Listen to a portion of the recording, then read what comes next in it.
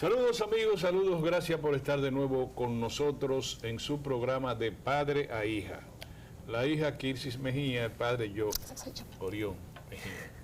Saludos, Kirsis. Qué bueno que están con nosotros hoy a mediodía, una hora donde los podemos agarrar a ustedes en el medio del tránsito, por nuestros canales de streaming, donde pueden estar en casa, donde pueden estar desde sus trabajos. Gracias por acompañarnos. Hemos recibido, lo voy a decir, bien, sí. Hemos recibido muy buen feedback. Sí, como en el streaming. Sí, lo que pasa es, yo tengo que confesarlo, nunca pensé, de verdad, lo confieso, ahí no tuve visión. Yo dije, no, que streaming, eso no, hay que prender la televisión y ver lo que están dando ahí en el momento. No, señores, no. No, yo cuando vi que iba subiendo los numeritos, digo, pero bueno, qué bien. Eso significa que tanto a ustedes como a nosotros nos interesa la familia, y para eso estamos hoy aquí con ustedes. Muy bien, yo tengo una buena noticia para dos familias, la familia de los mineros. Ay, sí. Los mineros de la mina de Maimón, pues fueron rescatados, Gracias, como ustedes lo vieron también en el programa anterior de Edith Feble, e incluso ahí nosotros estábamos poniendo gráfica. El presidente acudió rápido, móntame un helicóptero ahí, vamos para allá, y ya se estuvo ahí para recibir a los dos mineros rescatados totalmente en muy buenas condiciones. Van a un hospital inmediatamente. Sí, tengo entendido que van al Ramón de Lara. Sí, van al hospital Ramón de Lara. Como ustedes lo ven, el presidente ahí, ¿cómo le fue? Bien, presidente, ¿qué? ¿Comieron piedra?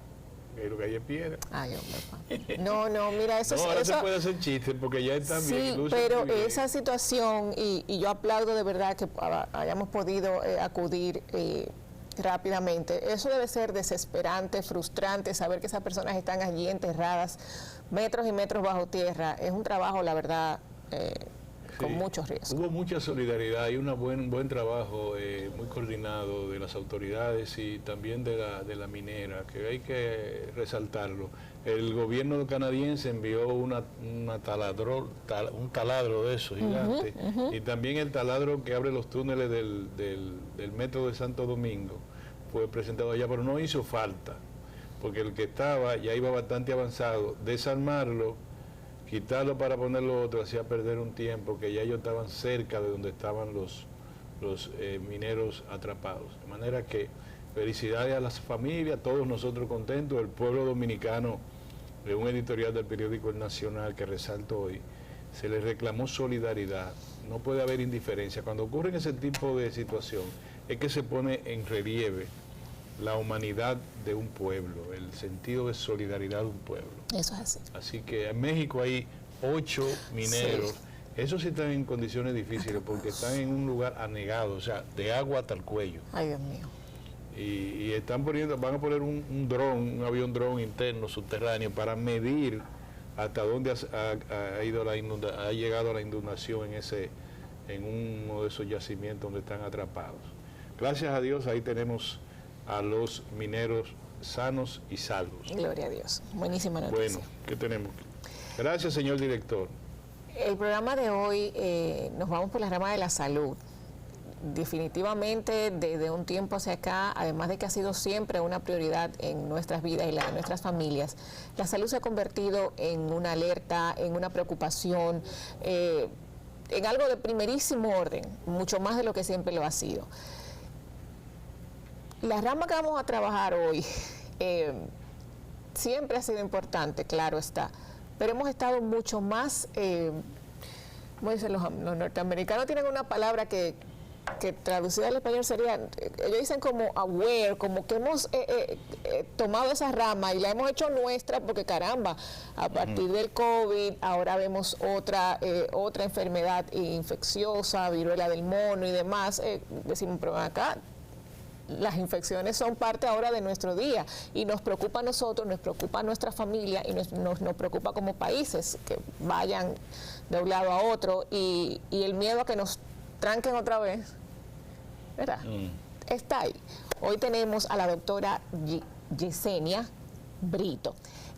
Su currículum tiene infectología, nutrición, o sea que hoy tenemos tela por donde cortar. Magnífico. Saludos, doctora. Los muchachos le van a poner, todavía no hay... Esto es en vivo. Una seña. Esto es en vivo, vamos a esperar. Doctora, le van a poner un aparato delante los muchachos que vendrán.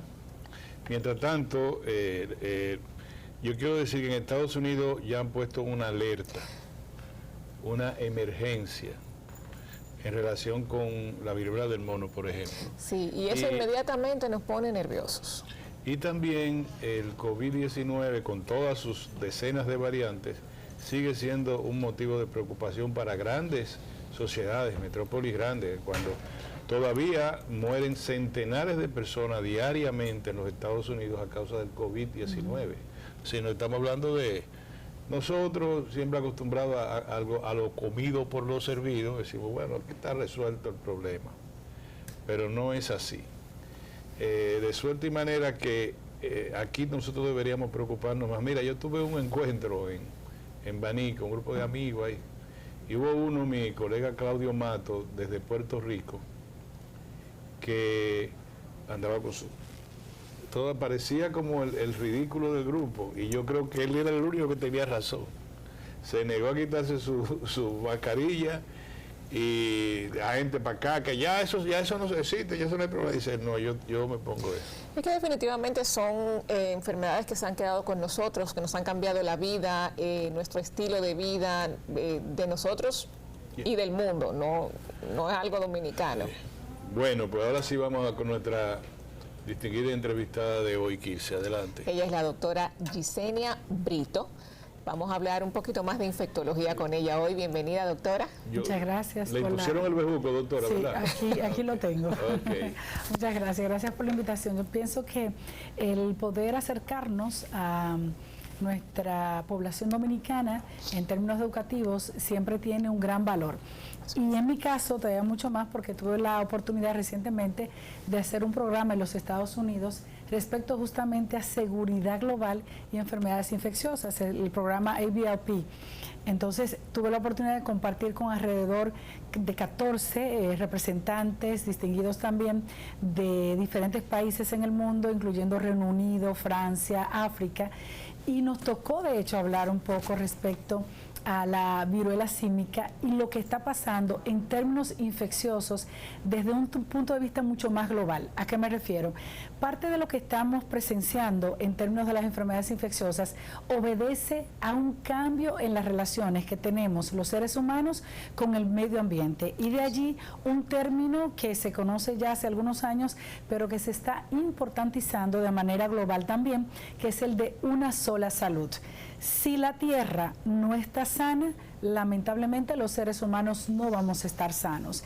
Si en la agricultura tampoco existe un cuidado sanitario, los seres humanos tampoco vamos a tener sanidad. Entonces, en África en particular, una zona geográfica en el mundo privilegiada por todo lo que implica su ecosistema, se están dando cambios inmensos, brutales, que van a afectar. Yo no quiero ser ave de mal agüero, pero lamentablemente parte de lo que estamos ciertamente viviendo hoy día en términos de estos procesos infecciosos múltiples es por esas relaciones inapropiadas en donde los animales que son reservorios de virus, de bacterias y de otros microorganismos están siendo totalmente disipados y están conviviendo cada vez mucho más cerca de nosotros porque su hábitat natural está siendo invadido por parte de los seres humanos, además de una explotación también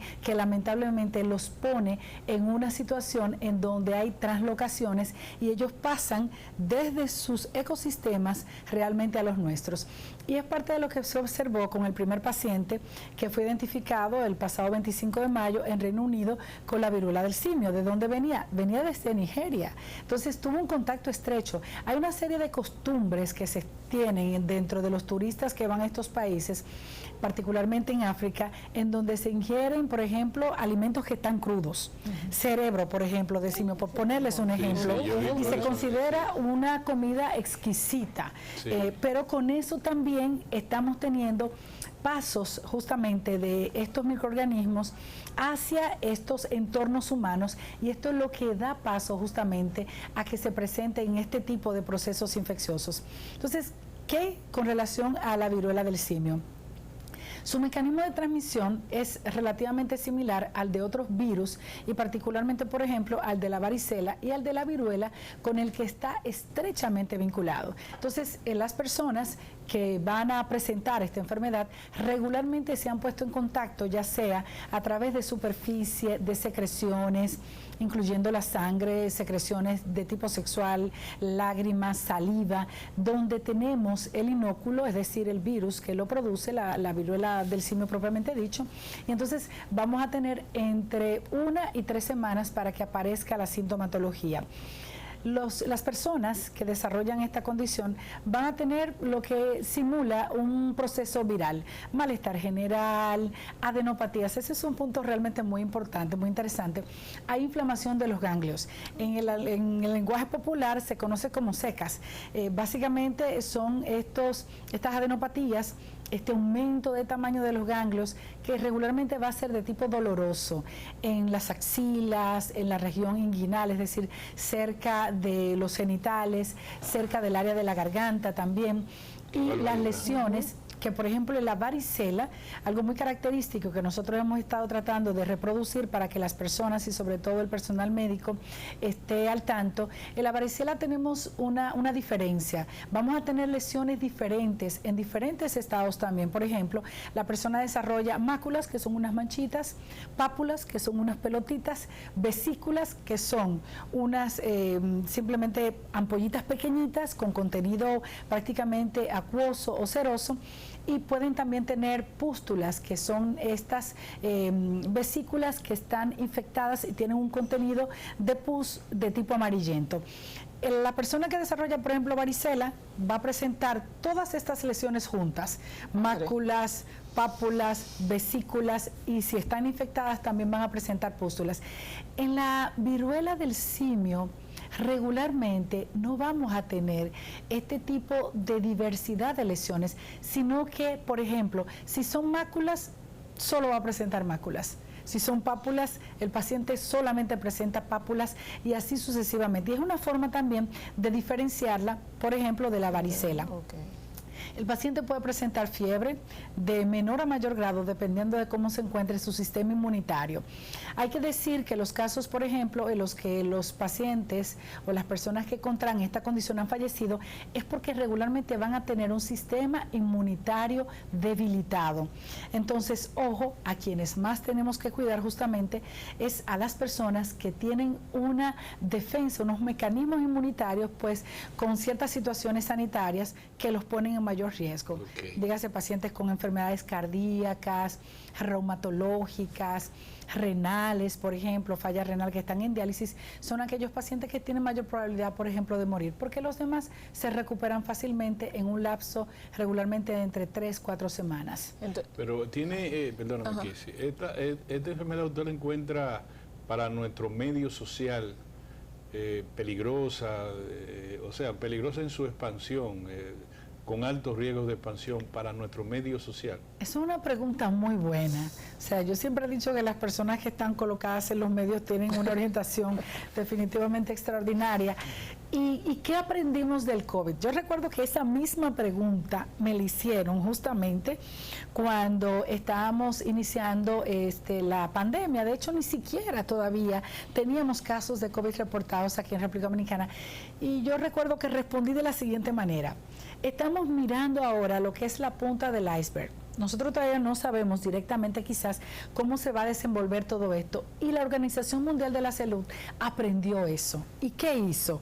Dijo, bueno, ya tenemos más de unos cuantos miles de casos en el mundo entero, en zonas donde ni siquiera se tenía el contacto previo de estas personas viajando a esas zonas endémicas, o sea, donde regularmente se dan estos casos. Pues ya dan la emergencia global y nos dicen, tenemos que estar pendientes, tenemos que estar atentos. Es cierto que es una condición médica cuya evolución natural es mucho más lenta, es mucho menos infecciosa, por ejemplo, que la misma viruela, gracias a Dios, totalmente distinta en ese proceso de infectocontagiosidad. Por lo tanto, yo sí pudiera decir que a estas alturas, si nosotros hacemos la comparación de lo que pasó en el 2020, tenemos ya a estas alturas, habían millones de casos de la COVID-19, por ejemplo, en el mundo, y ya nosotros teníamos realmente una expectativa de lo que pudiera ser. En el caso de la viruela del simio, realmente hasta ahora lo que luce es que realmente los casos evolucionan mucho más lentamente, de una forma muchísimo más benigna. No existe ese cuadro aparatoso, por ejemplo, de infección respiratoria, que es lo que marcó realmente a la humanidad con relación a esa forma agresiva de presentación. En este caso, gracias a Dios, no. Tenemos lesiones en la piel, fundamentalmente, lesiones a nivel de esos centinelas nuestros, que son los ganglios linfáticos, y el cuerpo que reacciona a través de un proceso febril. Pero en términos generales, no tenemos esa sintomatología pulmonar agresiva, por ejemplo, que tuvimos en la COVID-19, y por eso nosotros podemos estar relativamente tranquilos. Magnífico. Usted dijo hace un momentito que para presentar los primeros síntomas tendremos desde 1 a 3 semanas, ¿de acuerdo? Sí, entonces, en ese proceso de 1 a 3 semanas, ¿hay contagio? Absolutamente sí, otra excelente pregunta. Una de las características, tanto por ejemplo de la viruela, varicela, es que son enfermedades extremadamente contagiosas.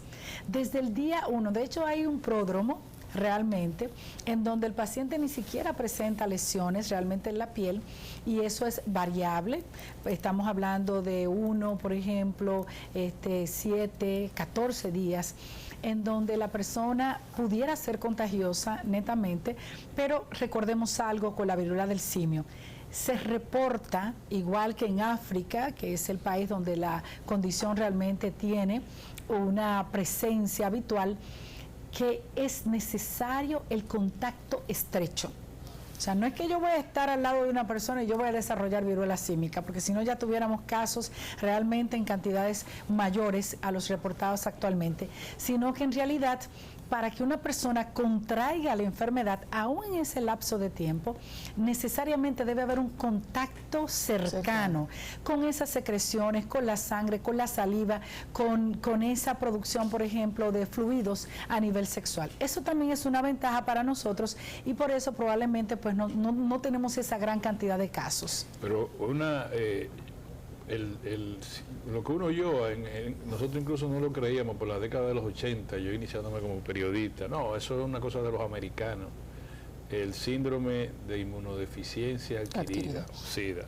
Entonces nos dijeron, no, eso es por el contacto en África, que fueron los americanos y tuvieron contacto con animales sexuales o con personas que se habían tenido con animales. Ahora nos dicen que este virus, que gracias a Dios no es tan letal ni tan expansivo, se produce mayormente en el contacto de personas del mismo sexo, especialmente hombres.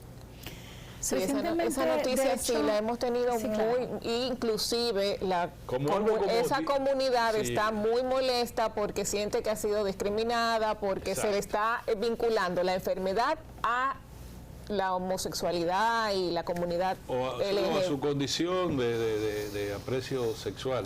Lo que pasó con el SIDA, que comenzó diciendo que era por las razones entre hombres, primero hombres con animales o personas, y posteriormente entre parejas del mismo sexo. Bien, como se describe la forma de contagio realmente de esta condición, está claro que es justamente a través del contacto con las secreciones que estén infectadas por el virus. Debemos reconocer que los hábitos, el estilo de vida de los seres humanos los ponen en mayor o menor riesgo de contraer ciertas condiciones o ciertas enfermedades. Entonces, ciertamente, de manera inicial, se planteó que esta condición pues tuvo una diseminación mayor por ciertas fiestas y el entorno que favoreció que hubiera la transmisión del virus en esa comunidad. La verdad es que es posible, netamente, es cierto, es posible, y entiendo que eso debe llevarnos como humanidad básicamente a identificar, como de hecho se hace con el VIH. De hecho, yo estoy muy cercana a la comunidad de pacientes que vive con esta condición justamente por mi especialidad médica, y tratamos siempre de educar en esos factores de riesgo que favorecen realmente que una persona pueda adquirir una condición X. Entonces, es cierto que la viruela símica se transmite a través de los fluidos sexuales, lo hemos dicho claramente aquí, sí lo hace. Entonces, por lo tanto, el que un individuo se ponga en contacto no tiene por qué ser necesariamente homosexual, puede ser igualmente una relación heterosexual y va a acontecer. Ahora bien, que dentro de un grupo, si no existen las medidas de lugar de cuidado, esto se puede transmitir, sea heterosexual o homosexual, pues claramente sí. Pero cuando se menciona con tanto énfasis la relación entre dos iguales en términos de género, la comunidad homosexual entiende que hay un discrimen del liderazgo sanitario en los Estados Unidos, que difunde la versión de que eso lo causa el contacto de dos hombres sexual. Los Estados Unidos, con quien yo también tengo muy buenas relaciones, obviamente, porque de hecho me recibieron. Que conste en el expediente. Sí, que conste en el expediente. Realmente, yo diría que es de los países que más defensa ha tenido con la comunidad de hombres que tienen sexo o relaciones con otros hombres, en términos generales.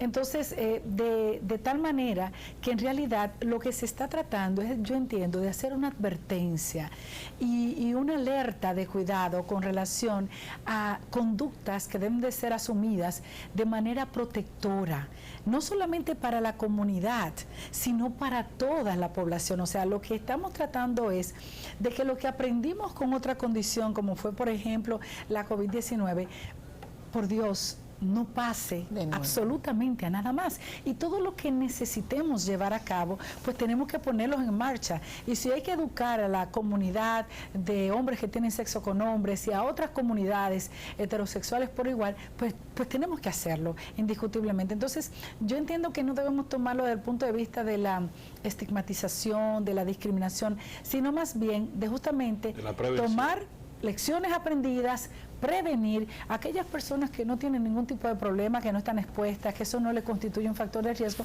pues no existe ningún tipo de inconvenientes al respecto. Entonces, para seguir con nuestro formato informativo, que me encanta porque me parece a mí, no sé qué ha visto usted ya de lleno en la rama, que luego de estar todavía con la resaca del COVID-19, no queremos escuchar nada. No me cuenten, yo no quiero saber de ningún mono ni de ninguna viruela símica, no me cuenten. Eso es lo que uno está sintiendo, yo no quiero saber.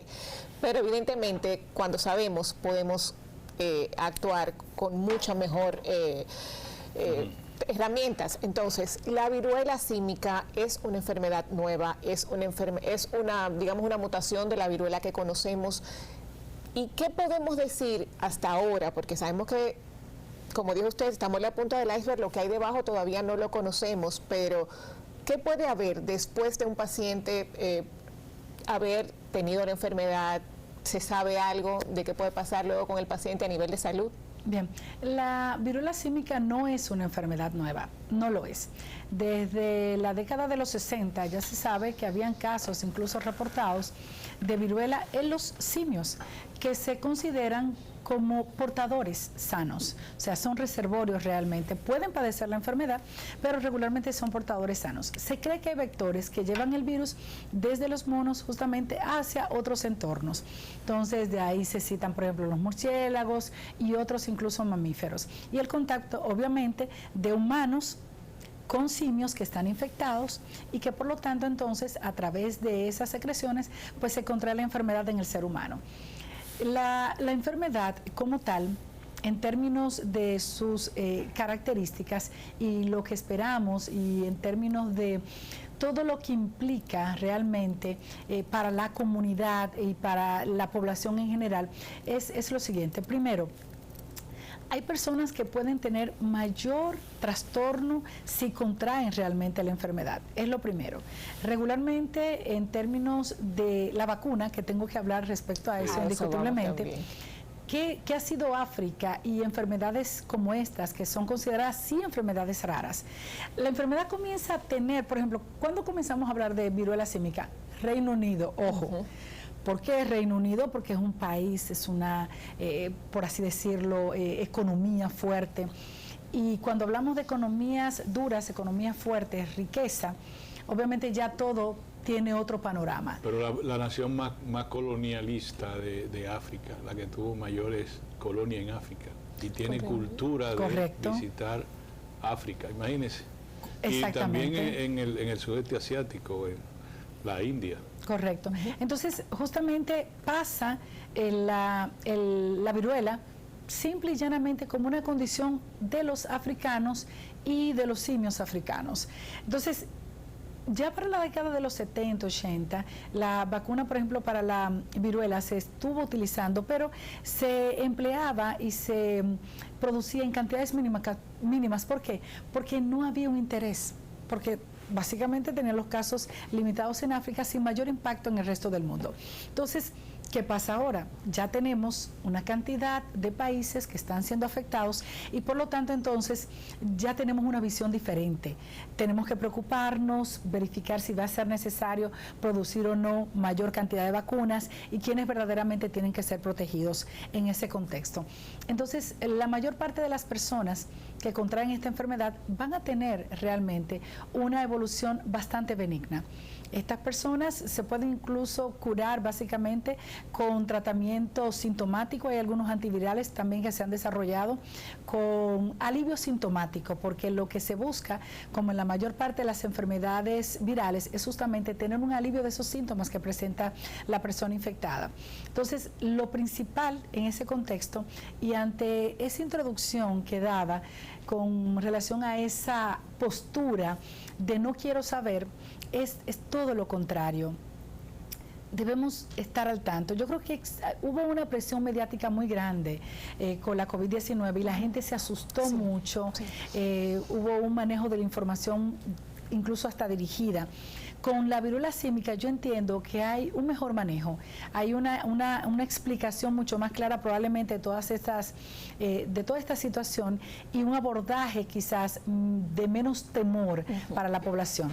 Entonces la idea es aislamiento, es lo que se está tratando de lograr, que las personas reporten, sobre todo si vienen de otras localidades o han estado en contacto de personas, por ejemplo, infectadas por el virus, aislarlos y hacer las pruebas confirmatorias. En el país, en el laboratorio Dr. de Fillon, que es el laboratorio central, pues se están vinculando los casos que son reportados y se hace la prueba de PCR para confirmar si se trata o no de la viruela del simio. Entonces, luego si se confirma y ante la sospecha, el paciente se aísla y es el hospital militar que está haciendo pues el sitio de referimiento de estos casos. Muy bien. Doctora, con su permiso vamos a irnos a un cambio. Al retorno, yo le voy a hacer una pregunta que no se ofenda, pero es una pregunta que hacemos mucho. No, es una pregunta muy sencilla. Cuando estaba aquí la fiebre amarilla que vino de Haití, o el cólera, alguien me dijo, mira, la prevención de eso es agua y jabón. Yo quiero saber qué relación hay con la prevención agua y jabón y varias infecciones que deambulan por el mundo, incluyendo la fiebre la viruela del simio. Usted me diga si el agua y jabón tiene alguna preferencia médica. Vámonos a un cambio, señores, y vamos a retornar casi de inmediato. Bueno, amigos, bien. Gracias por continuar con nosotros. Estamos hablando de infectología. Estamos con la doctora Yesenia Brito, hablando mayormente sobre la viruela símica o lo que conocemos como viruela del mono. Antes de seguir con ella, papi la dejó con una... No, yo digo que pero para las infecciones globales, ¿para qué sirve el agua y jabón? Es que yo quiero saber. Antes yo quiero que no dejemos la oportunidad, porque ya me lo están preguntando. Creo que ahí nuestro director tiene nuestras redes y nuestro canal de YouTube. Si ya se tuvo que ir, si tuvo que apagar la televisión o nuestra transmisión en vivo a través de Teleradio América, sabe que nos puede encontrar en YouTube. Estamos como de padre a hija. Ahí estamos colgando todos los programas súper interesantes para que lo tenga ahí como referencia, los pueda compartir. Y en nuestras redes sociales, tanto en Instagram como en Twitter, estamos con Mejía Orión y Kirsis_Mejía. Ya lo saben. Muy bien, magnífico y extraordinario. Doctor, el agua y jabón, yo le dije que con la fiebre amarilla, el cólera, yo escuchaba mucho que había que bañarse. De paso lo digo que sí, que hay que bañarse, pero el agua y jabón tiene alguna, digamos, connotación directa en la prevención de ese tipo de infección. Absolutamente sí. Nosotros sabemos que cuando disminuimos la cantidad del inóculo, es decir, el volumen del germen que está produciendo una enfermedad, y en este caso sabemos que el contacto directo con estas secreciones es lo que va a favorecer que se desarrolle la enfermedad. Cuando tenemos un ambiente limpio, el organismo va a tener una menor cantidad del virus y por lo tanto, aunque haya esa posibilidad de desarrollar, por ejemplo, la viruela como tal, las manifestaciones van a ser mucho menores. Siempre existe un concepto desde el punto de vista de las enfermedades infecciosas, y es que si tenemos mayor cantidad de virus o este virus es muy agresivo, vamos a tener manifestaciones que son obviamente mucho más severas. Entonces, si utilizamos agua y jabón, incluyendo también medidas higiénicas en las diferentes superficies donde una persona, por ejemplo, infectada, ha tenido uso, pues vamos a tener menor cantidad del virus y la benignidad de la infección del proceso va a ser mucho mayor. Entonces es absolutamente importante. Decíamos a ese respecto que hemos aprendido mucho con la COVID-19. Entonces se trata justamente de que si podemos utilizar agua y jabón, es incluso obviamente superior que utilizar alcohol gel, pero es una medida que aprendimos también a utilizar realmente, o sea que es totalmente aconsejable. Subo la bandera de la comunidad de madres, que inmediatamente nos llega una noticia de algún tipo de infección, de alguna enfermedad, entran todas las alertas del mundo reunidas en una madre, como madres y padres también. Y abuelos preocupados. ¿Cuáles son las medidas que podemos tomar en casa con niños, con adolescentes, con bebés? ¿Cómo es la relación de esta infección con los niños, los adolescentes o quizás los bebés, doctora? Sí, es muy interesante también saber que hay una gran cantidad, por ejemplo, de casos porque los niños tienen mayor probabilidad de que exista infección entre ellos. ¿Por qué? Porque comparten muchas cosas juntos. O sea, los niños, aunque se haga todo lo posible, comparten merienda, dispositivos, se abrazan, juegan juntos. Entonces, la idea es que sepamos que si en el colegio se da, por ejemplo, una alerta de un caso o episodio febril, donde existe la presencia de lesiones en la piel, esas papulitas, casos donde haya adenopatías de por medio, malestar general, pues lo lógico es tomar siempre la medida del aislamiento. Es algo muy importante. En medicina, nosotros en infectología particularmente, a eso le conocemos como el cerco epidemiológico. Entonces se comienza la investigación del contacto o simplemente confirmar si realmente se trata de un caso de viruela símica. Pero obviamente, señores, también debemos hablar que lo único que tenemos no es viruela símica. O sea, de hecho hay muy pocos casos, gracias a Dios, en el país. Apenas se reportaban alrededor de unos 6, por lo menos hasta el momento. Pero hay otras enfermedades virales, tenemos adenovirus y otras condiciones, por ejemplo, que están causando en los niños neumonías, cuadros respiratorios. Entonces, independientemente de que no sea la viruela símica, vamos a tomar la conducta de que si nuestros hijos, nuestros allegados, tienen cuadros que potencialmente pueden ser infecciosos, pues los dejamos en casa. Y vemos, observamos, damos el tratamiento sintomático, los llevamos a su pediatra, definimos realmente cuál es la situación y a partir de ahí entonces se toman las otras conductas, incluso de alerta, con relación al colegio, porque también eso es muy importante. Algo que aprendimos es que no nos quedamos callados. Si estamos sospechando que lo que estamos presenciando es una enfermedad de este tipo o una potencial enfermedad infecciosa, aunque sea de otra etiología, de otro origen, pues vamos a informarlos al colegio para que los compañeritos, los amigos de la persona o del niño o del adolescente que desarrolla esa condición, pues también puedan tomar las medidas del lugar y no se vaya a producir una propagación rápida de una condición X. Y es sumamente importante acotarlo precisamente cuando estamos a las puertas de un nuevo año escolar. Así es. Que por cierto, del año escolar y demás, doctora, ya pasó el COVID-19, ya no hay problema. No, sabemos perfectamente que la COVID-19 no ha pasado, lamentablemente. Tenemos, claro, una disminución importantísima de la mortalidad. aunque las últimas semanas se han reportado un poquito más de lo que prácticamente había sido cero hasta hace algunos meses atrás, pero ahora la gente lo toma como gripe. Me dio gripe, bueno, ya prácticamente nadie está haciendo prueba de antígeno y realmente muy bien pudiera estarse tratando de COVID-19 en ese contexto. Y algo interesante con relación a eso es que, no obstante a casos leves, siempre hay alguna cicatriz. Vemos inflamación, por ejemplo, en la capa que cubre el pulmón, pleuritis, vemos cicatrices, por ejemplo, de tipo de atelectasia. O sea, hay situaciones que se dan ahí. Lo que pasa es que la persona dice, ay, mira, después de que me dio esa gripe mala, me quedé como con un dolorcito en la espalda. Eso era COVID.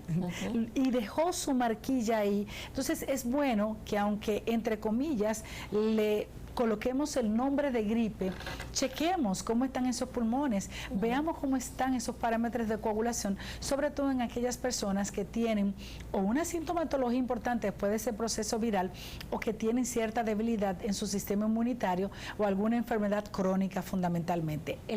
La COVID no se ha ido, todavía la tenemos allí, claro, de una forma realmente mucho más benigna, con altos índices todavía de contagiosidad, porque lo sabemos.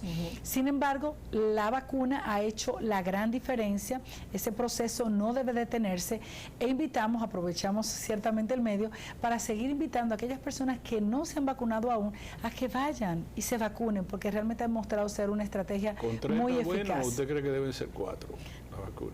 Hasta ahora realmente la evidencia ha demostrado lo de la tercera vacuna.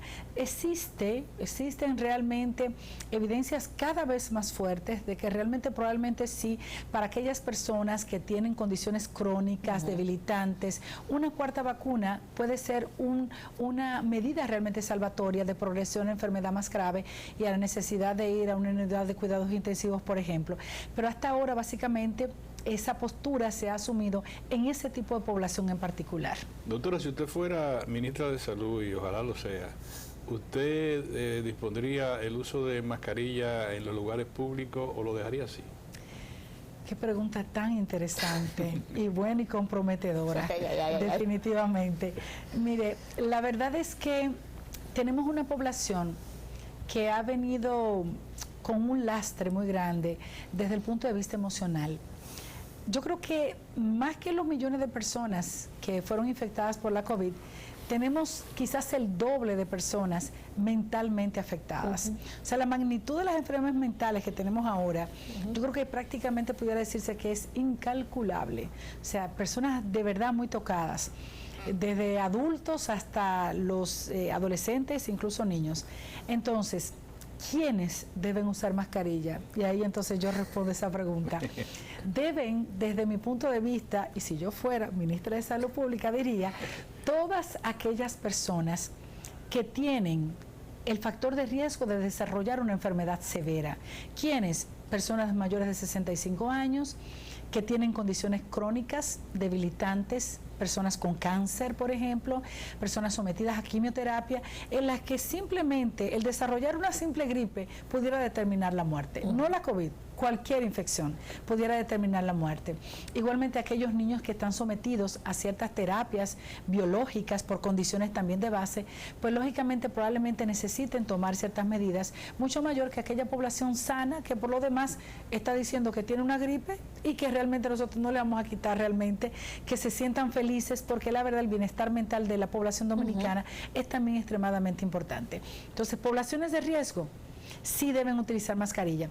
Esas personas también que trabajan en espacios muy cerrados, en donde es difícil, por ejemplo, tú decirle, abran el ambiente para que pueda ventilarse más fácilmente, pues también yo entiendo que sería plausible que se utilizaran las mascarillas. Muy bien, doctora. Ahora con otro tema, perdóname, Kisi, si tú lo mejor es que aprovechemos. Ya cuando se tiene en tipo de relación sexual normal, ya no hay que utilizar nada contra el SIDA ni preguntarle a su pareja, ten cuidado, ¿qué ha pasado? Nada, se puede. La verdad es que hemos ido avanzando mucho con relación a la terapia antirretroviral, que lo que hace es justamente disminuir la carga del virus. Esta terapia hace que una persona, y ahí entonces contesto también esa pregunta, que está en tratamiento médico, que está en tratamiento médico y que tiene el virus del VIH, prácticamente es muy difícil que pueda contagiar a esa otra persona si es regular en su toma de la terapia y adherente. Se toma su terapia todos los días. Hay lo que se denomina en ese manejo de pacientes con VIH, los que se llaman blips, que son elevaciones eventuales de la carga viral en una persona que regularmente está bien. Eso significa que yo puedo tener esa persona que está siendo adherente a su terapia y que en un momento determinado tiene 1000 copias. ¿Pudiera esa persona infectar a una persona? Pudiera en ese momento hacerlo. Sobre todo si esa otra persona tiene algún desgarro en la mucosa, alguna infección de transmisión sexual igualmente, como un virus del herpes tipo 2, por ejemplo, papiloma u otros que abren la puerta para que el virus del VIH pueda entrar realmente mucho más fácilmente. Por lo tanto, la recomendación es que se tengan las medidas del lugar. Lo ideal es evitar la promiscuidad sexual, tener una sola pareja, y que si usted no sabe cuáles son realmente los hábitos sexuales de esa persona, las relaciones preferiblemente sean protegidas. Porque definitivamente de esa manera nosotros estamos completamente seguros de que la posibilidad prácticamente es cero para la transmisión del VIH. Que dígase de paso, estamos viendo cada vez más una mayor cantidad de pacientes que están desarrollando realmente la infección y que se están detectando actualmente. Entonces, las medidas preventivas siempre van a ser realmente importantes. Qué bueno que usted lo diga para que nuestra comunidad que nos escucha y nos sigue sepan que eso no esa es otra cosa que la gente cree que se ha pasado. Sí, que se fue. Como también yo quisiera que usted me dijera, perdóname, Kissy, que te robo la incidencia de las enfermedades venéreas global con los jóvenes están desaforados en la calle, la verdad que están desaforados, y parece que, y los jóvenes sí saben guardar secretos, hasta que se enferman y se lo dicen quizá a un amigo, pero no se lo van a decir a sus padres que tienen algún tipo de infección, como tampoco lo decimos nosotros cuando éramos jóvenes, nadie. Pero ¿qué pasa? ¿Cuál es la situación ahora? Eso que acaba de mencionar se conoce como subregistro, justamente porque no existe una declaración, que realmente en nuestro país, por ejemplo, hay ciertas condiciones médicas que son de declaración obligatoria. En el caso de las enfermedades de transmisión sexual, o como son socorridamente conocidas, las enfermedades venéreas, es cierto, prácticamente nadie, eso lo sabe el médico y la persona que va y se consulta por sífilis, por virus del papiloma humano, por un herpes, un chancro y otro tipo, por ejemplo, de condiciones. La verdad hay muchos casos, se reportan en estudios, por ejemplo, de seguimiento a pacientes, y cuando nosotros vemos en el reporte de pacientes que van por VIH, por ejemplo, la alta tasa de pacientes con sífilis, por ejemplo, y en todas las edades. Es cierto que es mucho más frecuente en poblaciones más jóvenes, pero también en personas adultas. Me refiero por encima de los 45 o 50 años, se están observando frecuentemente reportes de pacientes con sífilis. Y el problema de la sífilis es que es una enfermedad, igual que otras también, silente. Entonces te puede dar manifestaciones ya tardías que son irreversibles, como por ejemplo encefalitis por sífilis y demencia por sífilis. Wow. Es realmente muy doloroso. Enfermedades cardíacas asociadas ya a esta enfermedad que lamentablemente no hay nada más que hacer. O sea, ya tú no tienes ninguna forma de devolver al paciente a un estado donde pueda recuperar su salud. Entonces, es muy importante que los jóvenes particularmente entiendan que si se presentan manifestaciones que muchas veces no necesariamente son sintomáticas, la mayor parte de estas enfermedades son asintomáticas, y cuando una chica se dio cuenta de que hizo clamidia recurrente, porque cuando quiere tener hijos lamentablemente no puede, porque tiene las trompas totalmente obstruidas, y entonces ¿qué es la causa de esta obstrucción bilateral de las trompas? Infecciones por clamidia recurrentes que no fueron diagnosticadas. Entonces, para diagnosticar este tipo de enfermedades, ¿qué hay que hacer? Hay que acudir y hay que chequearse. todo joven que inició su vida sexual debe llevar una consulta, porque solamente así es que se pueden detectar este tipo de infecciones. Como tú dices, para la familia, ese es el mejor absolutamente. Claro que sí, claro que sí. Empezar de la mano la vida sexual y el chequeo médico, correcto, porque después, como bien ha dicho usted, las consecuencias son irreversibles y ahí sí ya entonces no... ¿Usted dice que ese tipo de situaciones infectológicas se puede definir como alarmante o usted cree que todavía en el país hay un control que no merita de políticas sanitarias públicas dirigidas a minorar una situación que puede ser peligrosa para la juventud o para los pacientes en sentido general? En términos de las enfermedades venéreas, sí, la verdad es que tenemos mucho más que trabajar, muchísimo más, realmente, desde el punto de vista, por ejemplo, del seguimiento, del acercamiento, del comportamiento sexual del dominicano en particular. ¿Por qué? Porque el dominicano, una vez tiene la primera relación sexual protegida, ya la segunda son conocidos y ya no hay ningún problema, estamos en confianza. Entonces el riesgo sigue siendo tan alto y entonces se contraen este tipo de procesos que definitivamente pueden terminar con la vida. Nosotros tenemos pacientitas, por ejemplo, de 15 años, su primera relación sexual VIH. ¿Me da a entender? O sea, es realmente lastimoso. Yo creo que la doctora acaba de abrir un nuevo tema y va a tener que volver. Bueno, vamos a hablar de los adolescentes y las enfermedades globales, incluyendo el VIH. Gracias, doctora, por el tremendo programa. Muchas gracias. Usted resultó ser una agradabilísima sorpresa. Claro que sí. Claro. Doctora, déjeme en estos 10 segundos, ¿dónde está su consultorio, doctora? Hospital Salvador Begotier, ahí estamos en el Departamento de Medicina Interna, en el Centro Médico Moderno, 4º piso, consultorio 410, y también en Medicalnet B, en el 9º piso, con URUS. Que bueno, la doctora comenzó por la parte como yo lo quería, parte popular, que sepan que el pueblo puede acceder a ella. Gracias, doctora, gracias por estar con nosotros. Pues fue súper grato tener a la doctora Yesenia Brito, nos dio un abanico de, ¿cómo yo diría? Un abanico de información. Vamos a decir, fue magnífico y extraordinario. Exactamente. Y nos vamos, Kirsi. Los acompañamos la próxima semana, acompáñenos ustedes también en otra edición familiar de Padre a Hija.